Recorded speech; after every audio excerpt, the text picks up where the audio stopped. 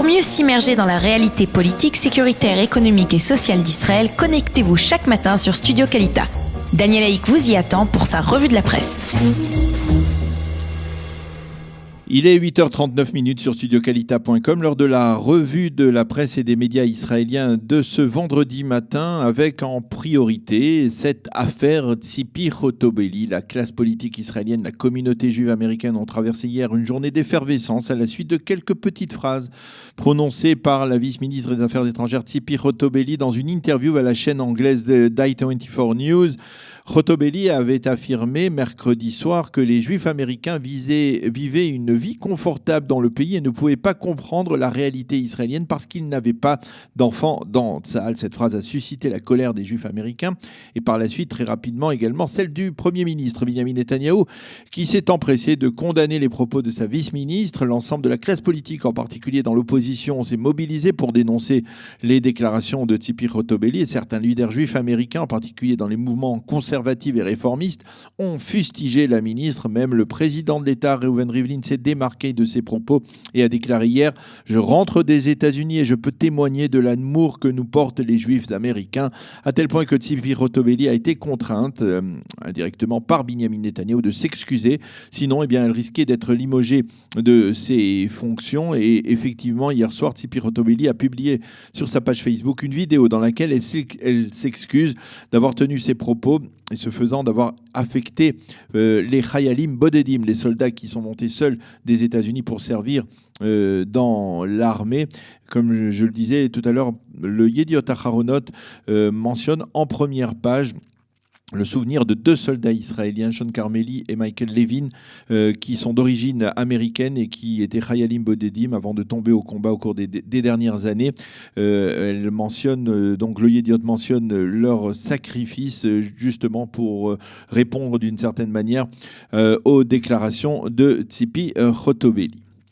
Après cette tension, il reste encore une crise importante à régler aujourd'hui, celle provoquée par le ministre de la Santé Yaakov Litzman. Celui-ci exige l'arrêt total des travaux d'aménagement des chemins de fer qui doivent se dérouler durant ce Shabbat. Au cours des 24 dernières heures, le ministre du Travail, Chaim Katz, a proposé une série de compromis visant à aller dans le sens du ministre orthodoxe, mais aucun de ces compromis n'inclut un arrêt complet des travaux d'aménagement. Or, c'est précisément ce qu'exige non pas seulement Yaakov Litzman lui-même, mais on va dire son patron et son leader spirituel, qui n'est autre que le rabbi de Gour, le rabbi d'une des chassidoutes les plus importantes en Israël, si ce n'est la plus importante. La rencontre qui s'est déroulée la nuit dernière entre Yaakov Litzman, Chaim Katz et le Premier ministre Benjamin Netanyahou n'a donné aucun résultat. Et si aucune solution n'est trouvée d'ici l'entrée du Shabbat, alors Yaakov Litzman pourrait quitter son poste de ministre. Il n'est pas certain que son parti, le judaïsme unifié de la Torah orthodoxe ashkénaze, quitte la coalition gouvernementale, mais donc si aucun compromis n'est trouvé, Litzman devrait quitter son poste de ministre. Il faut préciser que Litzman est le ministre le plus populaire du gouvernement Netanyahou et qu'il a procédé au cours des 2 dernières années à des réformes importantes dans le système de santé publique en Israël. Mais apparemment, cela donc risque de se terminer si le rabbi de Gour se refuse au moindre compromis et le départ de Litzman risque également de mettre peut-être dans un certain cas de figure la coalition gouvernementale en difficulté. Le Yediot Aharonot cite, comme je vous le disais, à la une des soldats israéliens qui affirment qu'à cause de cette crise entre politiciens et en divers politiciens au sein de la coalition gouvernementale, leur permission du Shabbat risque de se voir gâchée par leur incapacité à arriver à la maison à temps. En effet, selon les experts, si la circulation des trains est paralysée dès ce matin pour éviter une transgression du Shabbat, ces soldats auront du mal à rentrer chez eux alors que le Shabbat entre très tôt aujourd'hui. En marge de cette tension, le Makor Rishon nous montre en première page une photo de la cérémonie inaugurale du bâtiment qui abritera désormais la fac de médecine de l'université de Bar-Ilan, qui sera situé à Safed, un bâtiment qui a été offert par le philanthrope David Azrieli. Le Maariv consacre sa manchette au conseiller juridique du gouvernement qui n'est pas content. Dans une allocution prononcée hier à Haïfa, le docteur Avichai Mandelblit a dénoncé plusieurs projets de loi initiés au cours des dernières semaines par des proches de Binyamin Netanyahou. Il s'agit entre autres des députés Likoud David Bitan et David Amsalem. Ces projets de loi affectent l'état de droit et empêchent de lutter contre la corruption. Il s'agit en particulier du fameux projet de loi visant à interdire à la police de publier des recommandations à l'issue d'enquêtes judiciaires et à l'intention du parquet israélien.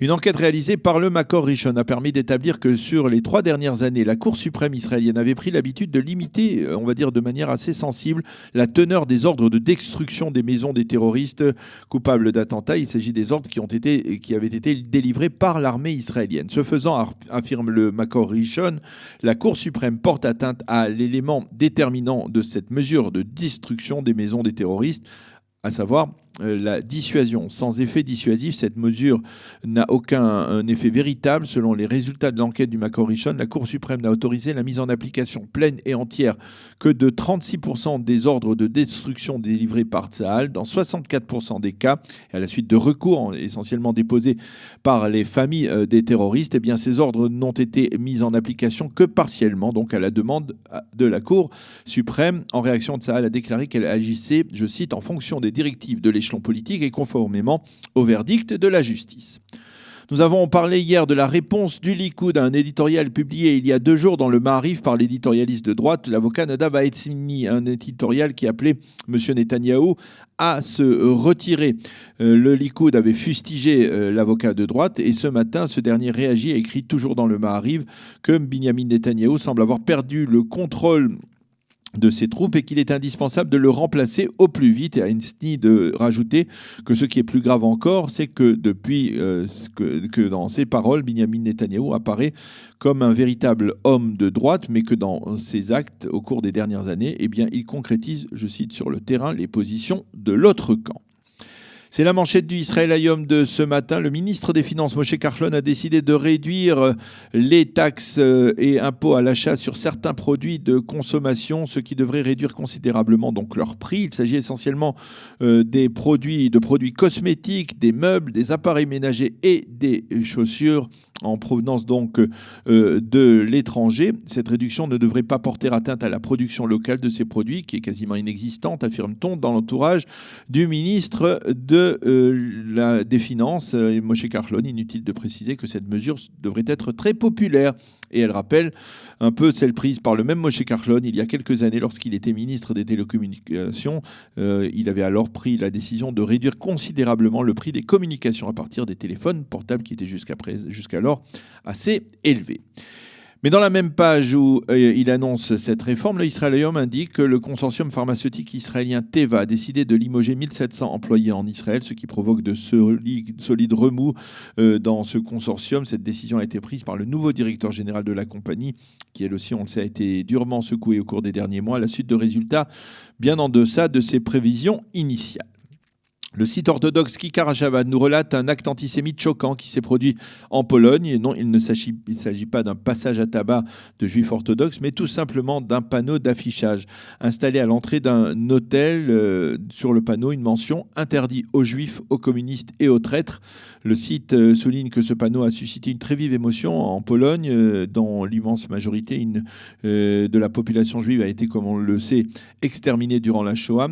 Ce panneau a été installé par Piotr Rybak, un antisémite notoire qui avait déjà été arrêté par la police polonaise pour avoir brûlé une poupée à l'effigie d'un juif orthodoxe. La Ligue contre l'antidéfamation a appelé les autorités polonaises à enquêter sur cette affaire et en marge de cet acte antisémite, le site Ynet affirme qu'il y a en Pologne aujourd'hui, c'est un tout autre sujet nettement plus réjouissant, il y aurait en Pologne de plus en plus de restaurants juifs qui servent des plats de la tradition culinaire juive polonaise. Le site nous présente un restaurant juif qui se trouve dans ce que l'on appelait avant la Shoah la Jérusalem de Pologne, à savoir la ville de Lublin. Le Haaretz, lui, qui ne cache pas, on le sait, un certain post-sionisme, se penche ce matin sur les habitudes des Yordim israéliens aux États-Unis, en particulier sur le fait qu'ils sont de plus en plus nombreux à célébrer la fête du Thanksgiving.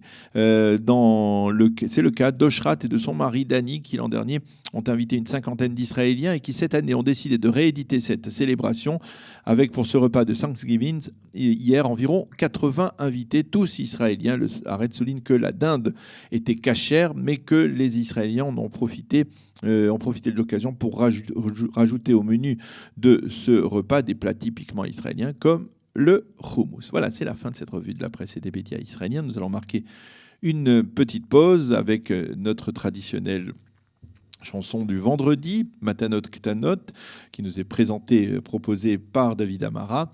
Et ensuite, on se retrouve avec David Zenoub pour parler de la paracha de la semaine, la paracha Vayetze. Pour mieux s'immerger dans la réalité politique, sécuritaire, économique et sociale d'Israël, connectez-vous chaque matin sur Studio Kalita. Daniel Haïk vous y attend pour sa revue de la presse.